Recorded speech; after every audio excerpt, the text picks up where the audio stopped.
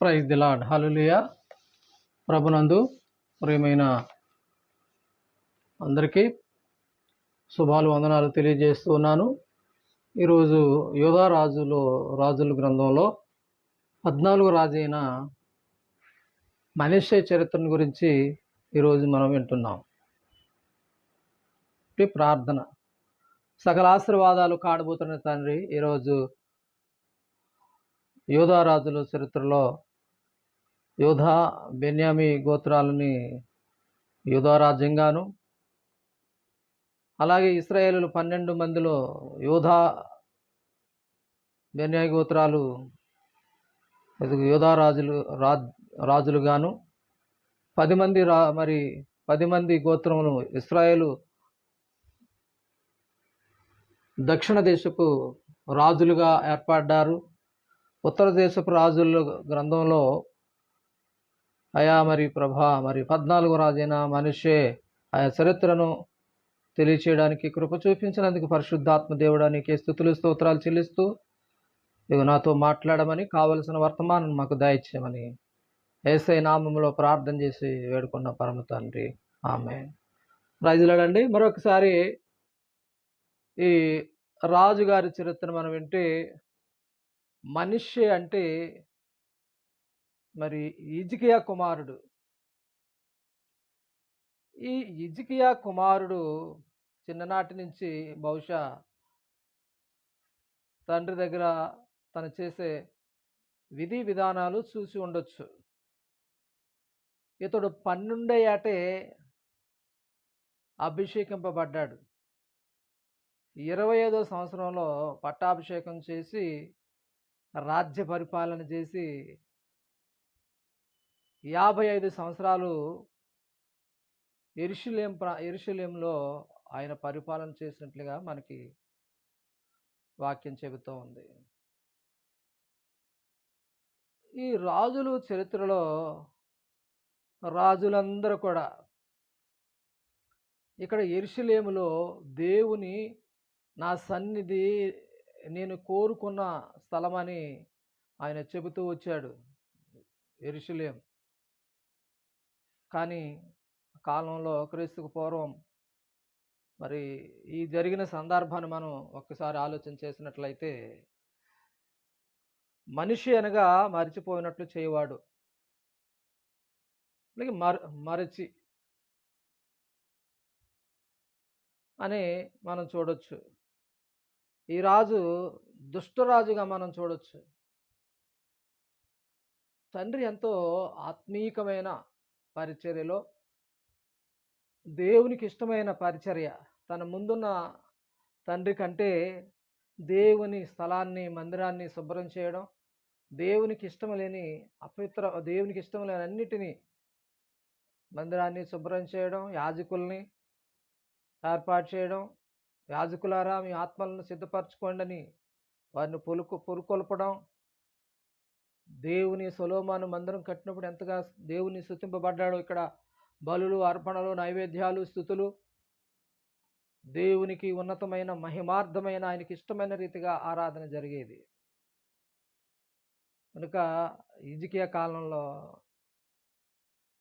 తర్వాత కొంతకాలానికి శత్రు రాజు రావడం, సవాల్ చేయడం. రాజు వచ్చినా అతడు దేవుని సన్నిధిలో ప్రార్థన చేయడం, 1,85,000 మంది దూతొచ్చి వతమార్చడం, అతడు రాజు వెళ్ళిపోవడం జరిగింది. దేవుడు తనకి కనికరం చెప్పిన తనకి ఈ మధ్యలో రోగం వచ్చింది, మరణకర రోగం. ప్రవక్తతో మాట్లాడినప్పుడు హిజ్కియాని ఇలా చక్కబెట్టుకో అన్నప్పుడు గోడ తట్టి తిరిగి దేవుని సన్నిధిలో బ్రతిమాలుకుని ఏడ్చినప్పుడు ఎవరితో అయితే మాట్లాడాడో, యెషయాతో మాట్లాడాడో ప్రవక్తతో, మళ్ళీ తన విన్నపాలను విని దేవుడు యెషయాతో ఇదిగో అతనికి ఆయుష్నిస్తానని తెలియజేయమని వెళ్ళి చెప్పగానే అతనికి 15 సంవత్సరాలు ఆయుష్ను, కాలాన్ని తిరగరేసి ఆయుష్ ఇచ్చాడు. ఈ లోపల సమృద్ధి, సంపద, సంతోషం, ఆస్తి, విస్తారమైన అభివృద్ధి, ధనాన్ని, బంగారాన్ని సమకూర్చుకున్నప్పుడు తను అన్నీ కూడా ఎంతగా దీవించిన దేవుని గురించి పక్క స్తుతిస్తూ తన పొరపాటు ఏమిటంటే తన విలువైనవన్నిటిని కూడా మరి శత్రు రాజుకి అందరికీ చూపించడం ద్వారా తను గర్వించాడు. హృదయ గర్వించి మరి దేవునికి గర్వించినప్పుడు అతడు ఫెయిల్ అయిపోయాడు. కనుక అయినా దేవుణ్ణి స్తుతించాడు, దేవుని గణపరిచాడు. మరి ఎన్నో గొప్ప కార్యాలు హిజ్కియా పట్ల చేశాడు. గర్వం వల్ల, అశ్రద్ధ వల్ల దేవుని దృష్టిలో ఎంతో అద్భుతమైన మరణాన్ని జయించి, మరణాన్ని తప్పించి మరి 15 సంవత్సరాలు ఆయుష్నిచ్చిన తన విలువను పోగొట్టుకున్నట్లుగా లేఖనాలు వాక్యం చెబుతోంది. తర్వాత తన కుమారుడైన మనష్షే రాజు అవ్వడం, తర్వాత తండ్రి ఎంతగానో పరిచర్య చేసిన తండ్రి, అక్కడున్న దేవునికి విలువైనవన్నిటి చేసిన తండ్రిలాగా చేయకుండా దుష్టరాజుగా ఇతను ప్రవర్తన విషయంలో కానీ, పక్కన ఇశ్రాయేలు రాజులు వాళ్ళు ఏదైతే ఆరాధిస్తున్నారో అన్య ఆచారం, మరి సోమ్రోను ఇశ్రాయేలు రాజ్యం, ఇశ్రాయేలు 10 గోత్రాలు వారు సోమ్రోనుని ఏర్పాటు చేసుకోవడం, దేవునికి వ్యతిరేకమైన ఆరాధన చేయడం, అక్కడ గుడ్లు కట్టడం, ఇక్కడ దైవ సన్నిధి జరిగితే అక్కడ వ్యతిరేకమైన యాజకుల్ని ఏర్పాటు చేసుకోవడం, వారు ఇష్టం వచ్చినట్లుగా దేవునికి వ్యతిరేకమైన కార్యాలు, అర్పణలు, బలి అర్పణలు వారు చేయడం జరిగేదండి. ఆ రాజుల్లో మరి చాలామంది దేవునికి వ్యతిరేకంగా జీవించినట్లుగా మనకు కనబడుతుంది. ఇశ్రాయేలు 10 గోత్రాల వారు, ఇందులో కూడా యోధా గోత్రంలో కూడా మరి వ్యతిరేకమైన జీవితాన్ని జీవించి చెడుతనాన్ని అనుసరించిన వారు కనబడతాడు. అందులో ఈ మనిషి కూడా ఎంత దుష్టరాజుగా కనపడతాడు. దేవునికి వ్యతిరేకమైన పనులన్నీ అక్కడ దేవుని సన్నిధిలో అక్కడే బలిపీఠాలు కట్టాడు, అన్ని బలిపీఠాలు. మరి అక్కడ సోదిగాండ్లని, మంత్రగాండ్లని, ఆకాశ నక్షత్రాలని, శిల్లంగిన వారిని, అలాగే అగ్ని, ఇవన్నీ కూడా అద్భుతమైన, అతడు అద్భుతంగా అనిపించింది కానీ దేవునికి ఇష్టంగా ఉంది. మనుషుల పద్ధతిలో, సాతాను పద్ధతిలో అనుసరించాడు కానీ దేవునికి ఏమాత్రమును కూడా లెక్క చేయలేదండి. మనం చూస్తే మనష్షే చూస్తే దేవుని అడుగుజాడలో నడవడానికి ఇష్టపడలేదు. ఇలా ఉండగా లేఖనాలు మనము ఒకసారి చూస్తేనండి, ఈ 33వ అధ్యాయము 2వ దినవృత్తాంతంలో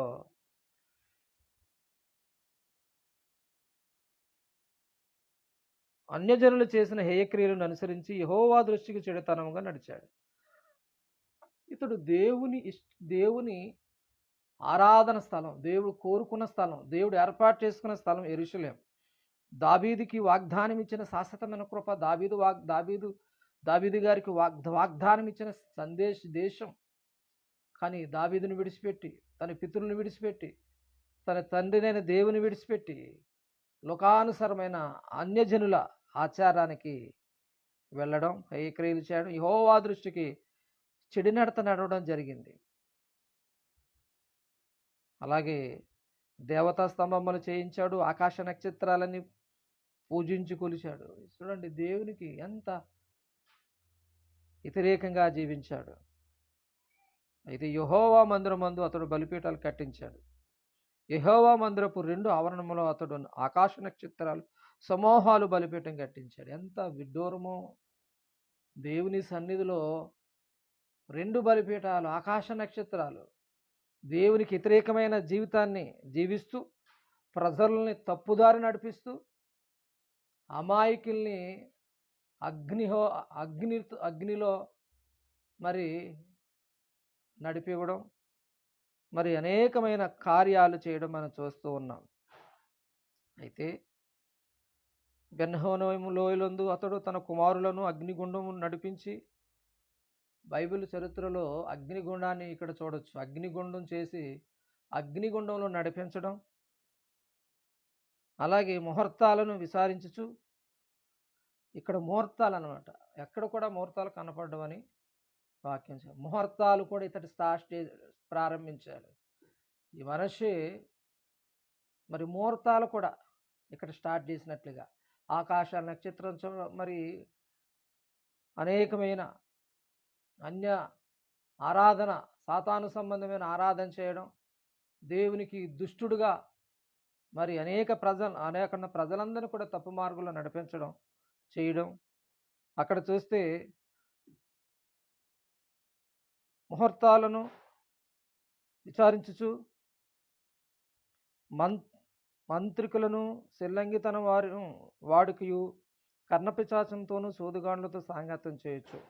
ఇతని సాంగత్యం దేవునికి విరోధమైన మాంత్రిగాళ్లతోనూ సెల్లంగి వాళ్ళతోనూ కర్ణపిశాచం సోదిగాళ్ళు సాంగత్యం చేయొచ్చు.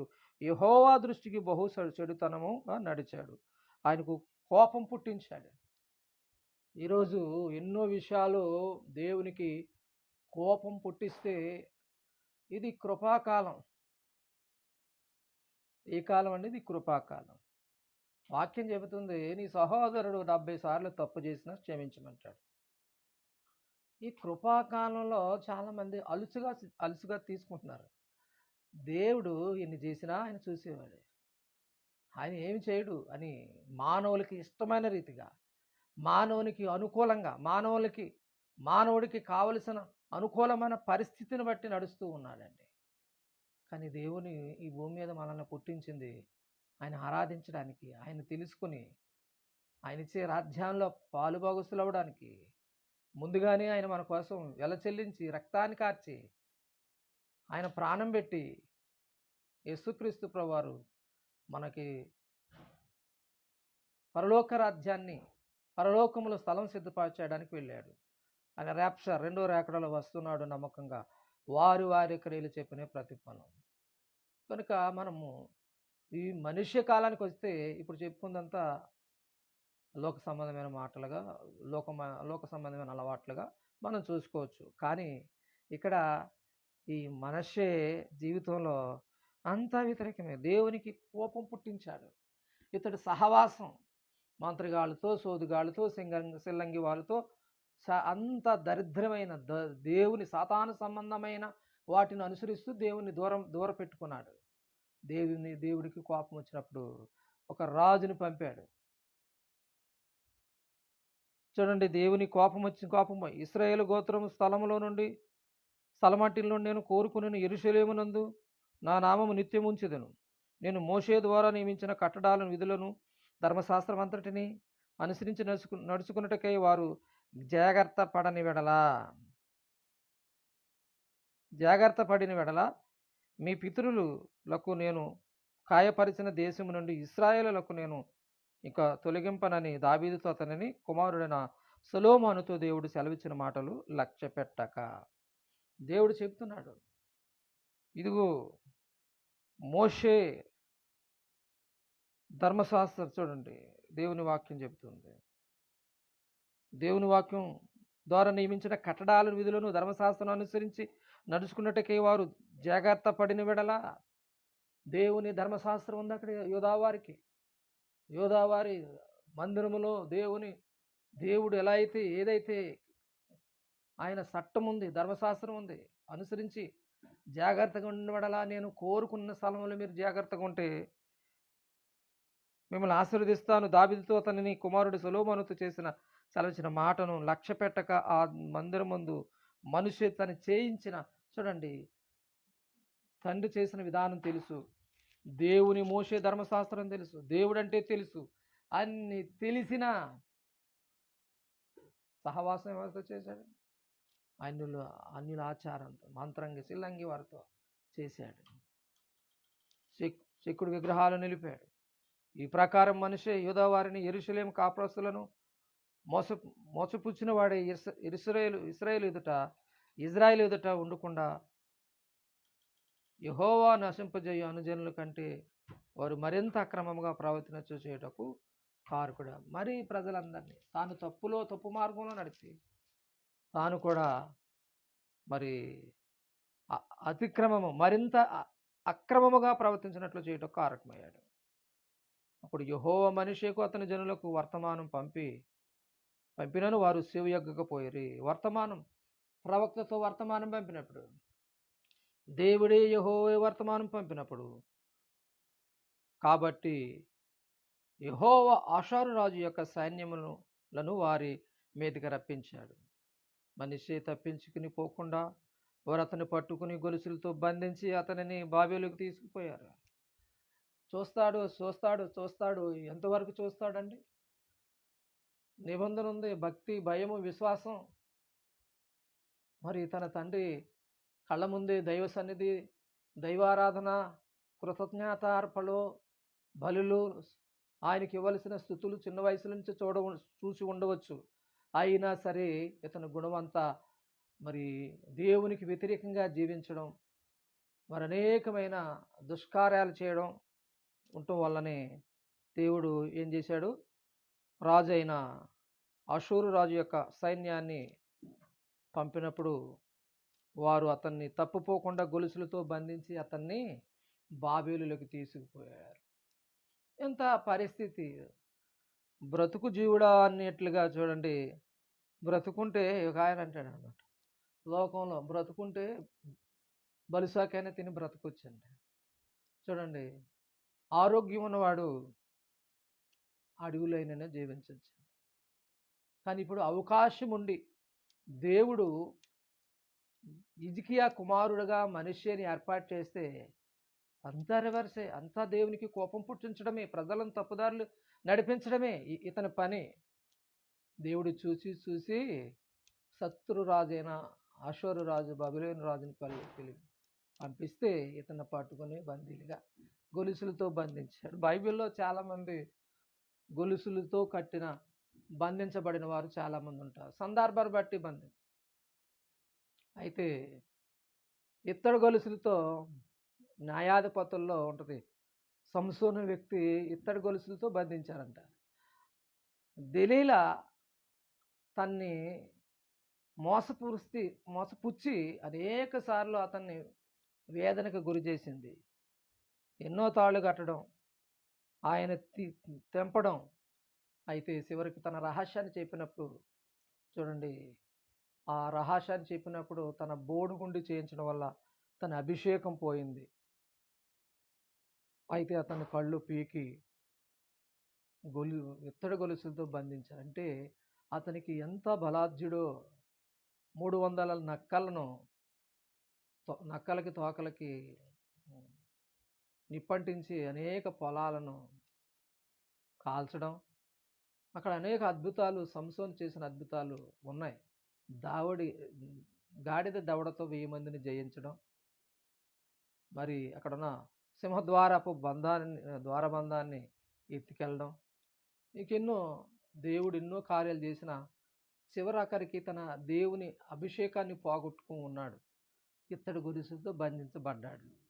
ఆఖరికి దేవుడిని అడిగాడు అవకాశం ఏమంటే, తన ఆఖరి మేరకు దెలీలాని పిలిపించి ఆ దాగోని గుడిలో 2 స్తంభాల మధ్య నిలబెట్టుకుంటే అప్పుడు 3,000 మందిని తనతో పాటు చంపడం జరిగింది. కనుక అక్కడ పరిస్థితి, సంసోను పరిస్థితి ఇత్తడి గొలుసులు. ఇక్కడ ఈ రాజు మనిషి గొలుసులతో బంధించిన తర్వాత, చెరల వేయబడిన తర్వాత తన పరిస్థితి ఏమై ఉంది, నేనేమై ఉన్నాను, నా పరిస్థితి ఏంటి, నా దుస్థితి ఏంటని ప్రారంభించాడు. దేవుని దగ్గర అడిగాడు, పశ్చాత్తాపడ్డాడు. ప్రభువా, నేను ఎంతో తప్పు చేశాను, ఇతడు దేవుని సన్నిధిలో మొర్రపెట్టాడు. దేవుని సన్నిధిలో మొర్రపెట్టగానే తగ్గించుకున్నాడు. అయితే చూడండి, అతడు శ్రమలో ఉన్నప్పుడు తన దేవుడని యెహోవాను బ్రతుమాలుకుని తన పితృ దేవుని సన్నిధిని తాను బహుగా తగ్గించుకుని ఆయనకు మొర్రపెట్టగా, చూడండి, దేవుడు క్షమించే దేవుడు.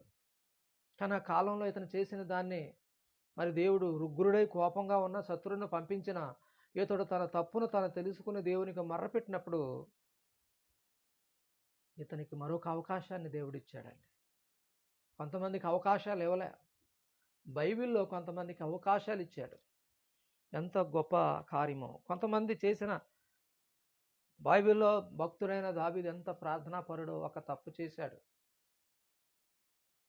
అక్కడ తప్పు చేసి మరి బెత్షెబాతో తప్పు చేసి తన భర్తను ఉరియాను కూడా చంపించడం చేసినప్పుడు, ప్రవక్త ద్వారా హెచ్చరిక చేసినప్పుడు తనకు తానుగా కుమిలిపోయాడు, తనకు తానుగా పశ్చాత్తాపడ్డాడు. దేవా, 51 కీర్తన 10 దేవా, నాకు శుద్ధారోధము కలగజేయము, నా అంతరంగములో స్థిరమైన మనసు పుట్టించుము, నన్ను ఇచ్చోపుతో కడుగు అని తన హృదయాంతరంగంలో పశ్చాత్తాపడి ఏడ్చి దొర్లి ఏడ్చి ఏడ్చి ఏడ్చి దేవుని సన్నిధిలో తన పశ్చాత్తాపడి ప్రార్థన చేస్తే, తను చేసిన పాపానికి పశ్చాత్తాపుడే మరి ప్రార్థన చేసినప్పుడు దేవుడు అతనికి అవకాశం ఇచ్చాడు. బైబిల్లో చాలామంది తప్పు చేసినప్పుడు స్పాట్లోనే దేవుడు తప్పించేసాడు, శిక్షించేసేవాడు.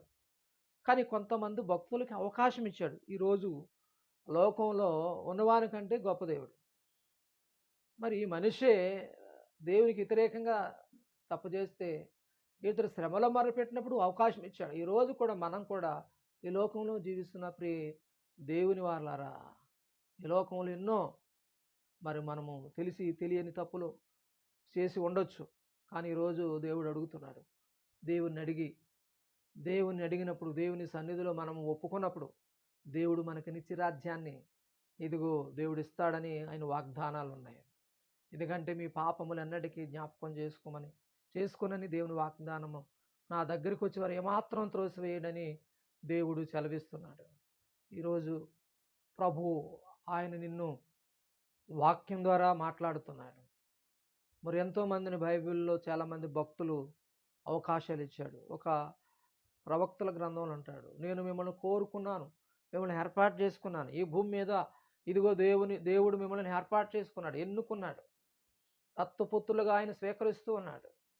లోబడినల్లా నీ ప్రజల వైపు దినమెల్లా నా చేతులు చాచుతూ ఉన్నానని దేవుడు వాక్యం సెలవిస్తుంది. ఈరోజు ప్రియమైన దేవుని వాళ్ళారా, ఈ మనుష్య జీవితంలో దేవునికి వ్యతిరేకంగా జీవించాడు, వ్యతిరేకమైన పనులు చేశాడు, దేవుని సన్నిధిలో చేయని అర్పణలు చేశాడు, ప్రజలతో మరి హేయక్రియలు చేశాడు. దేవుడు చూసి రాజును పంపగా అతడు గొలుసులతో పట్టబడిన తర్వాత బంధింపబడిన తర్వాత దేవునికి మొరపెట్టాడు. దేవుడు ఎంతగానో అతన్ని క్షమించి, చూడండి ఎంతగానో ఆయన అతని విన్నపాలను ఆలకించి యెరూషలేము అతని రాజ్యమును అతనికి తిరిగి తీసుకుని వచ్చినప్పుడు యెహోవా దేవుడని ఉన్నాడని మనిషి తెలుసుకును. దేవునికి స్తోత్రం. యెహోవా దేవుడై ఉన్నాడని ఆయన తెలుసుకున్నాడు. నిజమే, ఇంత చేసిన నన్ను క్షమించి, దేవా నన్ను క్షమించావు, మాకు అవకాశాన్ని ఇచ్చావు అని తన రాజ్యాన్ని ఆలడానికి చూడండి ఇతడు రావడం, మరి అనేకమైన కార్యాలు చేయడం. దావీదు పట్టణము బయట హేమమునకును పడమడకు లోయందును మత్స్యపు గుమ్మమునకును ఉపేను చుట్టూ బహు ఎత్తుగల గోడలను కట్టించి, మరియు యూదా దేశములో బలమైన పట్టణాలన్నిటిలోనూ సేనాధిపతులను ఉంచెను. మరియు యెహోవా మందిరం నుండి అన్యుల దేవతల విగ్రహాలను తీసివేసి యెరూషలేమునందు యెహోవా మందిరపు పర్వతమందు తను కట్టించిన బలిపీఠములన్నిటిని తీసి పట్టణపు బయటకి వాటిని లాగివేసాను. ఇదియు కాక అతడు యెహోవా బలిపీఠములను బాగు చేశాను, దాని మీద సమాధాన బలులను కృతజ్ఞతార్పణలను అర్పించుచు ఇశ్రాయేలు దేవుడని యెహోవాను సేవించుడని యూదా వారికి ఆజ్ఞ ఇచ్చెను. చూడండి ఎంత కార్యంలో ఈ వాక్యం, ఈ మెసేజ్ దేవుని భక్తులకు మాత్రమే. విగ్రహారాధన ఆయనకి ఇష్టం ఉండదు. కనుక ఈ వాక్యం ఎవరినైనా నొచ్చుకున్నట్లయితే ఇది మరి దేవుని పరిశుద్ధ గ్రంథం చెబుతుంది. తన భక్తుల కొరకు రాయించాడు. తన విశ్వాసులు నమ్ముటను వలనైతే నమ్మువారికి సమస్తము సాధ్యమే, వెచ్చగా ఉండు చల్లగా ఉండగాని నిలువెచ్చని స్థితిలో ఉండకూడదని తన భక్తుల గురించి రాయించిన మాటలు.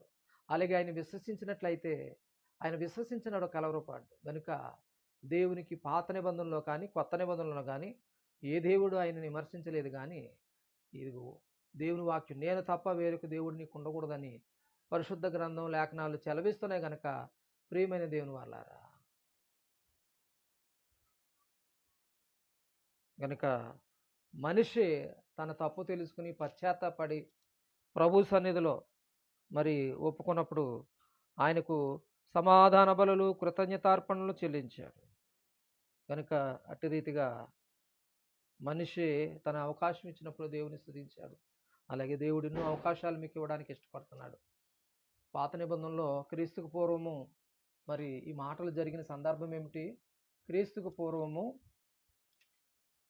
దేవుని వాళ్ళారా 688 నుంచి 642లో జరిగిన సందర్భం. ఇతడు తప్పిపోయిన కుమారుడుగా అని చెప్పారు. తప్పిపోయాడు అనమాట.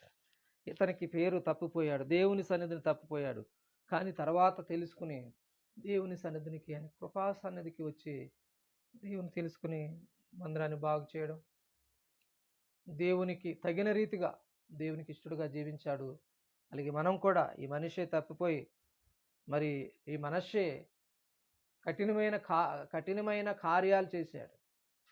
యెషయాను కూడా రంభంతో కోయించాడంట అని లేఖనాలు సెలవిస్తున్నాయి. కానీ అతని కఠినమైన వారిని కూడా దేవుడు క్షమించి రాజ సమాధిలో ఇతడు కూడా చనిపోయిన తర్వాత అతనికంటూ ఒక ప్రత్యేకమైన స్థలాన్ని ఇవ్వడం జరిగింది. ఈరోజు భక్తులందరూ ఇశ్రాయేల్ రాజులందరూ కానీ యూదా రాజులందరూ కానీ చాలా రాజులు వ్యతిరేకంగా జీవించడం, దేవునికి ఇష్టలుగా లేకపోవడం చాలా దురదృష్టకరం. రాజుల చరిత్ర అంతా కూడా ఎలా ఉంది, పూర్వీకులు ఎలా జీవించారు మనకు నేర్పుతుంది కనుక ఈరోజు స్నేహితులారా, ప్రియమైన వారులారా, మరి పరిశుద్ధ లేఖనము, పరిశుద్ధాత్మ దేవుడు ప్రభు అయిన యేసుక్రీస్తు వారు ఈ భూమి మీద కృపాకాలంలో ఉన్నాడు. ఆ కాలంలో జరిగిన యెహోవా కాలంలో జరిగిన సందర్భాన్ని, మనిషి కాలంలో జరిగిన హిస్టరీ మనం కొన్ని తెలుసుకున్నాం. అలా కాకుండా ఈరోజు నూతన ఈ క్రీస్తుకు పూర్వము క్రీస్తు శకంలో మనం ఉన్నాం కనుక ప్రభుని తెలుసుకుని ప్రభు మాటలో మార్గాలు నడిచినట్లయితే విరుకు ద్వారము విశాల ద్వారం, మరి విశాల ద్వారము లోకము, విరుకు ద్వారము ప్రభు మార్గం. ఆ మార్గమే నేనే సత్యమును జీవమును, సత్యమును జీవమును, నేనే మార్గమును సత్యమును జీవమునై ఉన్నాడని సెలవిస్తున్నాడు కనుక మీ హృదయాలను కలవరపడనిక్కడని ప్రభు వాక్యం చెబుతుంది కనుక మనిషి జీవితాన్ని ఒక్కసారి ఆలోచించుకుంటూ తను సరిచేయబడి దేవుని స్తుతించాడు. అలాగే మనం కూడా ఈరోజు ప్రభుని విశ్వసించినట్లయితే, ప్రభు నమ్మటం వేరు, అనుసరించడం వేరు. మరి ప్రభు నమ్మేము, మాకు ఇష్టమే అంటాం, అనుసరించేవారుగా, ఇష్టంగా ఉండేవారుగా మరి మీరున్నట్లయితే, ఇప్పుడు ఆయన ప్రభువును అంగీకరించినట్లయితే, ఇదిగో దేవుడు గొప్ప కార్యాలు, గొప్ప అద్భుత కార్యాలు మీకు చేయడానికి ఇష్టపడుతున్నాడు. మరి దేవుడు ఈ మాటలు దేవుడు దీవించును గాక. ప్రార్థన. సకల ఆశీర్వాదాలు కాడముతున్నది తండ్రి, ఎంతవరకు ప్రభు ఈ మనుష్యుని గురించిన 1-2 దినవృత్తాంతాలు 33 అధ్యాయంలోని కొన్ని విషయాలను, మనిషి చరిత్రను విన్నాం ప్రభు. ఇదిగో నాయన, అలాగే మనిషి జీవితంలో దేవునికి దుష్టుడుగా జీవించాడు, హేయక్రియలు చేశాడు, ఎంతో లోక సంబంధమైన ముహూర్తములను, అలాగే సెలంగి వారి మంత్రగా సోదిగాండ్లను సహవాసం చేసి ఇదిగో నాయన విరుద్ధంగా జీవించినప్పటికీ, ఇదిగో నాయన శత్రురాజైన ఆషూరురాజు సైన్యము రావడము, అయా బంధించబడడం, చెరలో ఉండగా అతడు దేవుని సన్నిధిలో స్థుతించి తానుగా తగ్గించుకుని దేవుని బ్రతిమాలుకొనగా మరి ఒక అవకాశం రావడం, కృతజ్ఞతార్పణలు దేవుని సన్నిధిలో మరి చేసి దేవుని స్తుతించేవాడుగా ఉన్నాడు కనుక మేము కూడా ఇదిగో లోకంలో ఎంతోమంది తప్పుపోయి ఉండవచ్చు. ఈ క్షణమే ఈరోజే మారు మనసు పొంది పాపక్షమాపణ నిమిత్తము ఇదిగో అనుకూల సమయం, ఇదే రక్షణ దినమని వాక్యం సెలవిస్తుంది కనుక ప్రతి ఒక్కరిని మాట ద్వారా మారు మనసు పొంది రక్షణ తీసుకునే వారుగా, నిత్య జీవము నశించిపోతున్న వారికి ఇదిగో నాయన మరి ప్రభా అయా వాక్యం సెలవిస్తుంది. అయ్యా నశించిపోతున్న వారు వెరుగుతనంగా, సిలువను గురించిన వార్త నశించిపోతున్న వారికి ఎరుగుతనంగాను అయా మరి ప్రభా దేవుని శక్తి అయిందని సెలవిస్తుంది. అయ్యా ఇది అలాగే నాయన దేవుని శక్తి కలిగిన నీ కృపకు పాత్రగా చేసి ప్రార్థనకు ప్రతిఫలం దాయిచ్చమని ఈ మెసేజ్ ఉన్న వారందరినీ నీ కరుణ కటాక్షాలతో నిరాకడలు ఎత్తబడేవారు, నిన్ను నమ్మేవారుగా, చూసిన మన వారికంటే చూడనమ్మిన వారు ధన్యులని సెలవిస్తుంది దేవుడు కనుక ఇదిగో ప్రతి ఒక్కరిని ఆశీర్వదించి స్థిరపరచమని, నీ నామానికి మహిమ తెచ్చుకోమని యేసయ్య నామములో ప్రార్థన చేసి వేడుకున్న పరమ తండ్రి. God bless you. ప్రభు మిమ్మల్ని దీవించును గాక.